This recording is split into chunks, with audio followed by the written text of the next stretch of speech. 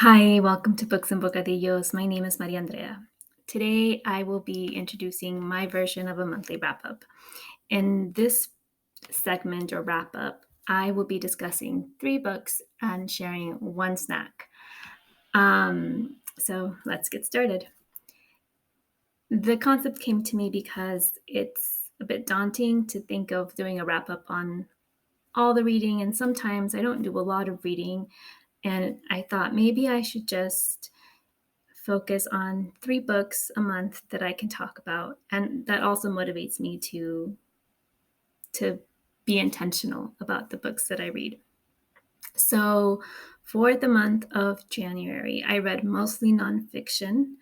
And the three books that I want to talk about today are The Year of the Tiger by Alice Wong, Why We Can't Wait by Martin Luther King Jr., and Corrections in Ink by Keri Blakinger. So, The Year of the Tiger, we'll start with that one. That was the first of the three that I read. And I read this book just a week before the Lunar New Year. The author is Alice Wong, and she is the author of Visibility, Disability. And that is how I came to be aware of The Year of the Tiger. I read Disability, Visibility last year and loved it, and was looking forward to her memoir that was published last year in 2022, and it was called The Year of the Tiger. I really wanted to read this book before The Year of the Rabbit. So I planned it so that I could read it, and it just kept getting delayed and delayed. And finally, I thought, this is it. I have to read this before the Lunar New Year. It was published in September 2022 by Knopf. What I loved about The Year of the Tiger is that it was told through multiple media. It's interviews and podcasts and journal entries, and uses humor, it uses her very unique and direct voice. And I really loved Alice Wong's voice. And we'll talk more about how this book played into conversations with the other books that I read. Why We Can't Wait by Martin Luther King Jr. was published in 1964 by Beacon Press. And I picked this book up around MLK Day. I think I started it maybe a week before MLK Day in the United States, and just read it through Martin Luther King Jr. Day. Martin Luther King Jr.'s memoir, activist memoir, Why We Can't Wait, is unfortunately all too relevant still today. I wish I could read it as a historical text, and even though it is, it still feels like it's about this time period, unfortunately. What I really enjoyed about my reading of Why We Can't Wait, this is the second time I read this book. I read it in 2020, and I decided to reread it. This time around, I really felt drawn into voice, and as I was reading this, sometimes just for a bit of levity, or maybe a little bit more enjoyment, I was also listening to the audiobook by Mariah Carey for a book club, The Meaning of Mariah. And as I was listening to Mariah Carey's voice, reading Martin Luther King Jr.'s text, his stories about incarceration and activism, the word that kept kind of bouncing back and forth was emancipation and music. And Martin Luther King Jr. talks about music and anthems, and using anthems to fuel and propel a movement. Mariah Carey uses her music to eventually free herself. And it struck me just the power of music and song and anthems. So maybe it's not a huge realization, but for me, it was a touching realization and encouragement to collect music anthems that inspire freedom, inspire liberation from things that oppress me. And maybe if you're watching this, if that resonates with you, maybe collecting songs and music that liberates you, liberates us, our communities. So, and brings peace, because ultimately the whole movement Martin Luther King Jr. was trying to create was a peaceful protest and nonviolent activism. So that felt really inspiring, motivating, almost like in my own way, my own personal call to action. So I appreciated that. And then the third memoir that I picked up following Why We Can't Wait was Corrections in Ink by Keri Blakinger. This book was published in 2022 by St. Martin's Press.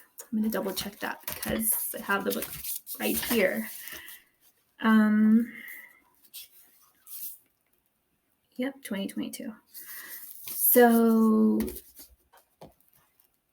after I finished Why We Can't Wait, I thought to myself, okay, so Alice Wong and The Year of the Tiger, Why We Can't Wait, Martin Luther King Jr., these are activists. These are Alice Wong's memoir is the life of documenting the life of an activist. Martin Luther King Jr. is an activist, creating a movement, social movement, empowering others. And I thought, I want to continue on this, not trend, but this paved road, or that I've kind of made for myself, where I am looking at the life of activism and activists. And so I was intentionally looking for activism and activist memoirs. And I came across Keri Blakinger and Corrections in Ink. I maybe wouldn't have ever picked this up on my own, but I'm glad that I did. Went into it feeling a little bit uncertain about how it was going to speak to me. But it spoke to me in my reading, because Martin Luther King Jr. talked about the Birmingham jail, talked about being in a cell in solitary confinement. And Keri Blakinger talks about life in prison and her experiences in jail and prison, in the prison system in the United States. And having those two conversations just felt like it was timely. Like, I was glad that I was seeing two different lives, two different experiences, two different time periods, but nonetheless seeing how these two books were engaging in conversation about criminal justice, about imprisonment, and I want to share a little bit about how these connections were happening in my brain as I was just processing these texts. So I'm going to read a part of Why We Can't Wait. And Martin Luther King Jr. says, solitary confinement, however, was brutal enough. In the mornings, the sun would rise, sending shafts of light through the window, high in the narrow cell, which was my home. You will never know the meaning of utter darkness until you have lain in such a dungeon, knowing that sunlight is streaming overhead and still seeing only darkness below. You might have thought I was in the grip of a fantasy brought on by worry. I did worry. But there was more to the blackness than a phenomenon conjured up by a worried mind. Whatever the cost, the fact remained that I could not see the light. And in Corrections and Ink,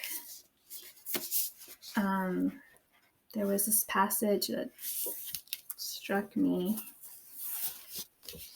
Chapter 20, Albion Correctional Facility, winter 2011.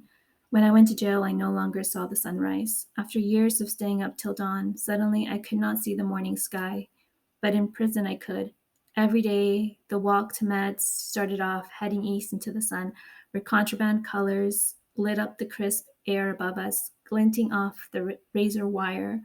The jagged silver blades caught the light, but sometimes they also caught free world trash dancing in the wind, or low-flying birds that would squawk in the fence for days. They would struggle. No one would help them, and they would die.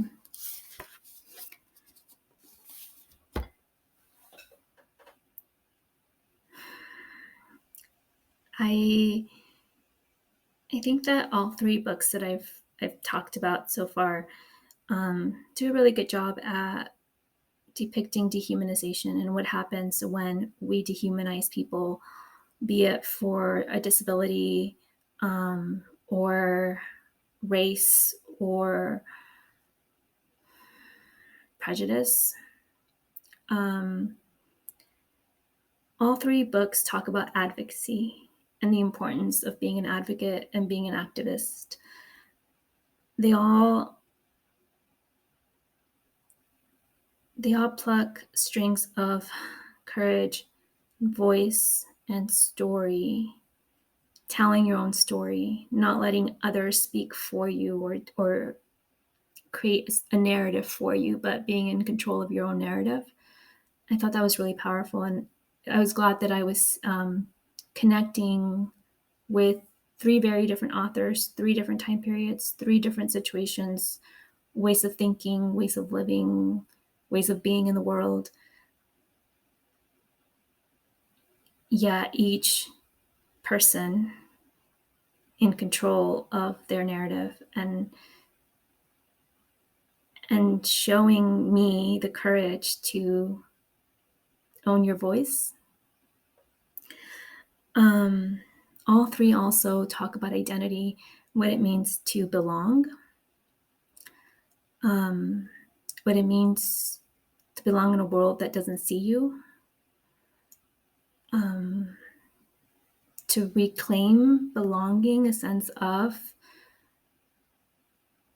by being in the world, by telling your story, by speaking up for yourself and others. I highly recommend these books.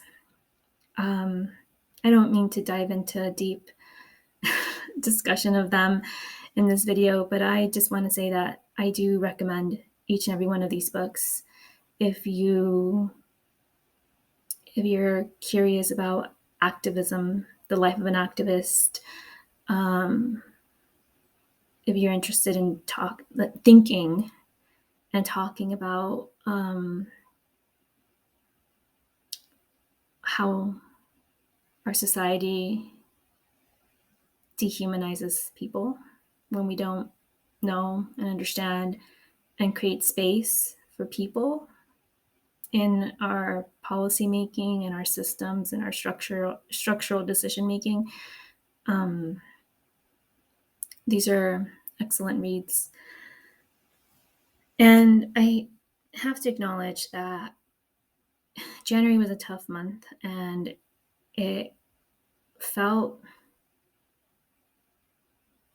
awful to have these events and the reading of these books coincide with current events such as the Lunar New Year massacre in California on January 22nd and the brutal and deadly beating of Tyree Nichols on January 7th. So as a society, we're processing and seeing these current events happen, and I'm reading about a Lunar New Year through the eyes of a disability activist and family traditions, and so much joy that she shares in her family traditions. And I was really excited for the Lunar New Year, and I was really sad to hear of the Lunar New Year massacre in California. Likewise, I I still wanted to find hope in reading Why We Can't Wait, and felt really really sad about the death of Tyree Nichols. We still have a lot of work to do, activism to do, and my condolences to the lives that were lost in the month of January because of these events. So I look forward to reading other books. I think each one of these books has propelled me to continue reading on these topics. Books that come to mind that are next on my TBR hopefully will be Just Mercy by Bryan Stevenson. And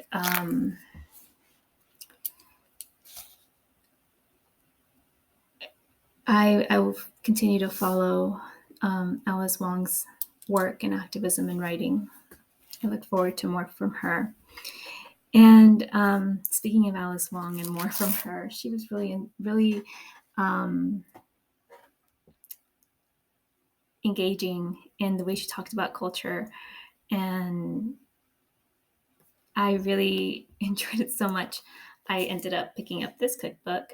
It's already on my shelf. I collect cookbooks.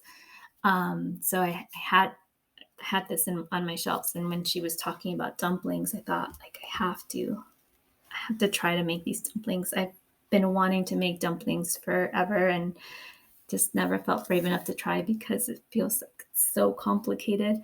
But I finally mustered the courage and tried it, and here we go. I did it. I made tofu and spinach dumplings. I'll try to insert a recipe in the description box. But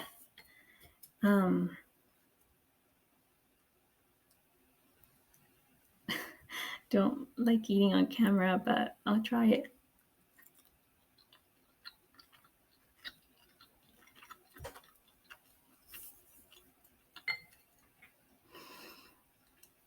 So I made these dumplings with gluten-free flour, and gluten-free flour is so difficult. They're a little thicker than the consistency in a restaurant, or I think the consistency that it's meant to be.